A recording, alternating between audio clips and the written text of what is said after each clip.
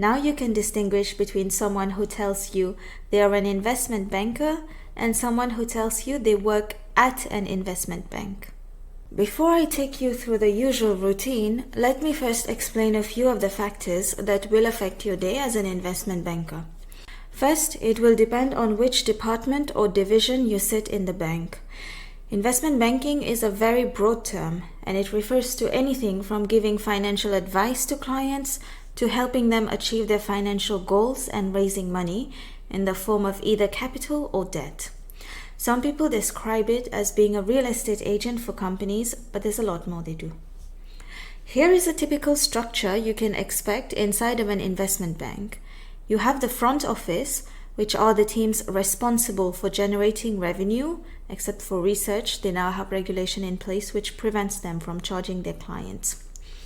Within the front office, the investment banking division itself is typically divided into product and industry groups. You then have your capital markets team and a research team that works very closely with them, asset management, and private banking. The middle and back office teams do not generate any revenue for the bank. We call them cost centers.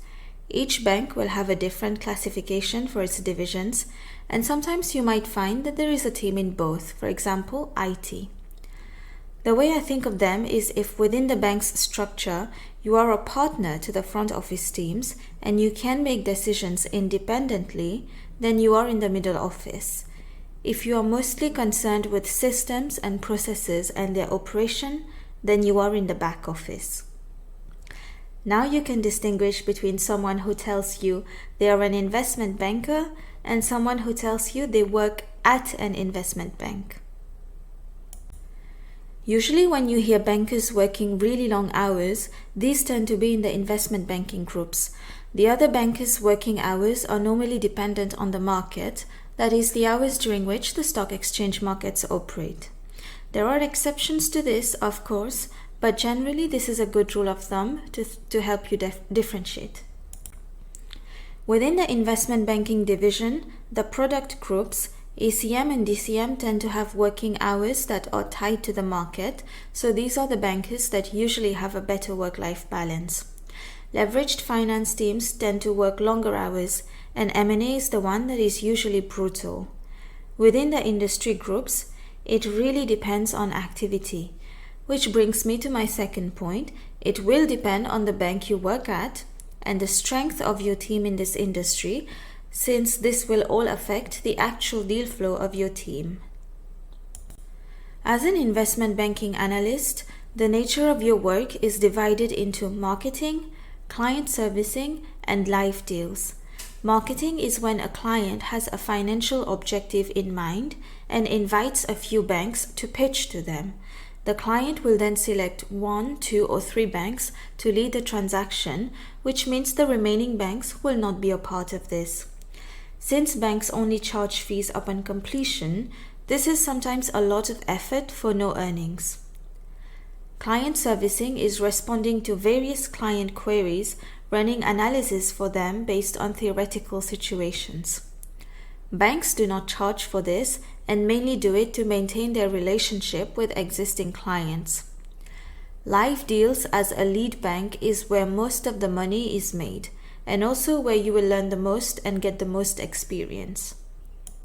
So staffers will try to give you at least one live deal at a time to the extent that this is possible, and the rest of the time you will be working on decks for marketing or responding to client queries.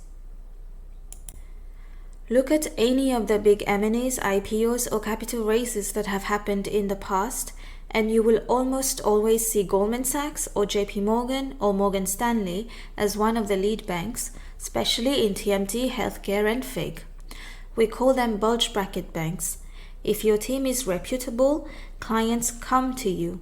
That is because a reputable investment bank promoting a company to investors will gain more trust in the investor community. It's a domino effect. If a prominent investor is an anchor, all the other investors tend to follow because they do not want to miss out on a great deal. A good investment bank will also have a good ECM team and a good equity research team, which again helps the marketing of a company. At the top, it's all a game of prestige. Hence, it's created a cycle where the biggest investment banks have the luxury of cherry-picking the best deals, and if you're an analyst lucky enough to be at one of those banks, you will get the chance to work on a lot more live deals than marketing.